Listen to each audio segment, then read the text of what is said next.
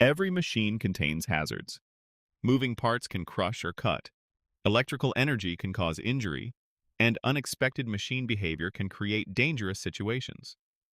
So how do engineers systematically identify these hazards and reduce the associated risks? This is where ISO 12100 provides the fundamental methodology. It connects hazard identification, risk estimation, risk evaluation, and risk reduction within one structured process.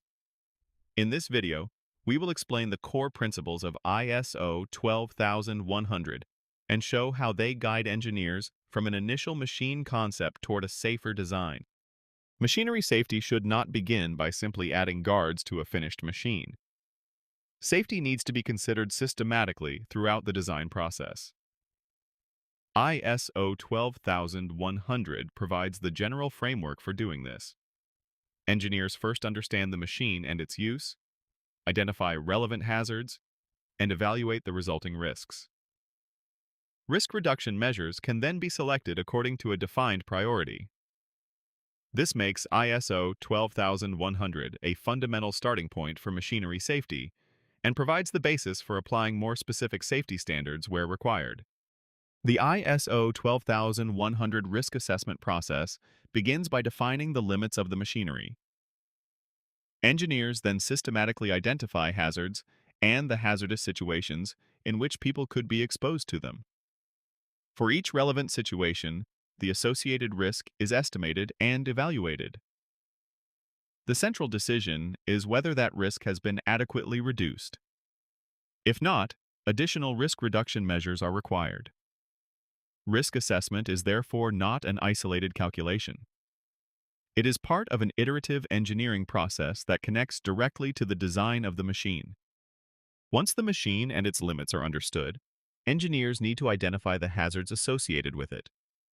These can include mechanical, electrical, thermal, noise, vibration, ergonomic, and other sources of harm. But identifying the hazard alone is not enough. Engineers also consider hazardous situations, circumstances in which a person can actually be exposed to that hazard. This assessment should consider the different phases of the machine lifecycle, including operation, setup, maintenance, and foreseeable interventions.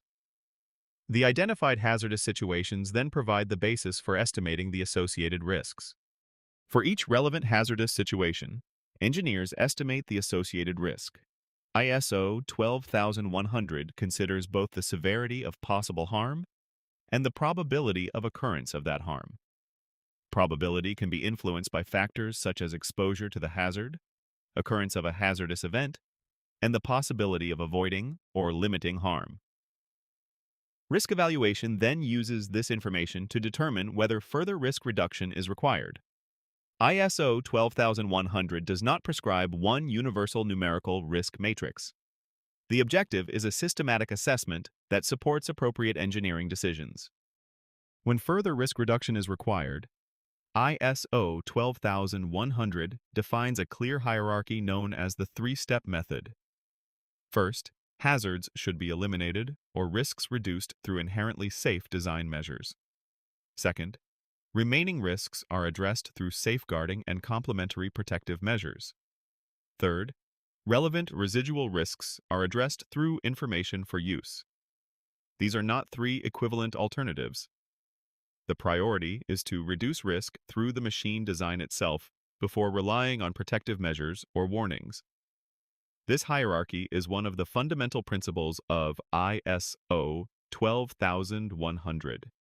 The first priority is therefore to reduce risk through the design of the machine itself.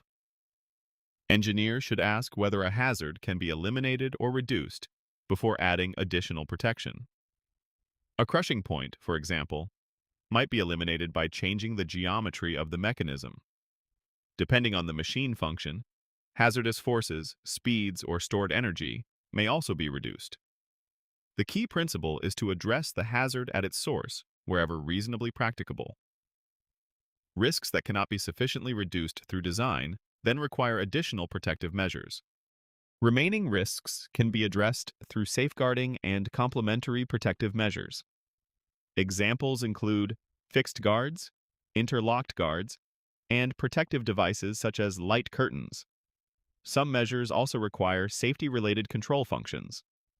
An interlocked guard, for example, may need to trigger a safe machine reaction. Standards such as ISO 13849 can then become relevant. After technical measures have been applied, relevant residual risks are addressed through information for use. This may include warnings and operating instructions, but such information should not replace technically feasible protective measures. Implementing a protective measure does not automatically complete the process. Engineers reassess the resulting machine to determine whether the risk has been adequately reduced. They also need to consider whether the modification itself has introduced new hazards, for example during operation or maintenance. If further risk reduction is required, additional measures are implemented and the assessment is repeated. Relevant residual risks are documented and communicated where necessary. Risk assessment and risk reduction therefore form an iterative process rather than a one-time activity. Taken together, these activities form the complete ISO 12100 machinery safety methodology. The process begins by establishing a clear understanding of the machine, its intended use, reasonably foreseeable misuse, operating conditions, and life cycle. Hazards and hazardous situations are then identified systematically, and the associated risks are estimated and evaluated. Where further risk reduction is required, engineering measures are applied according to a clear priority. First, hazards should be eliminated or risks reduced through inherently safe design measures wherever reasonably practicable. Remaining risks are then addressed through safeguarding and complementary protective measures. And finally, relevant residual risks are addressed through information for use. The resulting design is reassessed to determine whether the implemented measures are effective and whether any new hazards have been introduced. If further risk reduction is necessary, the process continues. This is why ISO 12100 should not be understood simply as a checklist that is completed once during machine development. It provides a systematic and iterative engineering methodology for integrating safety into the design of machinery. It also provides an important foundation for the application of more specific machinery safety standards. Depending on the selected risk reduction measures, engineers may need standards covering guards, interlocking devices, safety distances, safety-related control systems, or other technical aspects. ISO 12100 provides the overall framework that connects these individual measures back to the risks of the machine. The result is a traceable engineering process from the original machine concept and its hazards to an appropriately risk-reduced and documented machine design. If you want to go beyond this introduction to ISO 12100, we offer comprehensive online training programs covering machinery safety and functional safety. The complete ISO 12100 course goes deeper into hazard identification, risk estimation, and evaluation. The three-step method, inherently safe design, safeguarding, residual risk, documentation, and the application of the methodology throughout the machine lifecycle.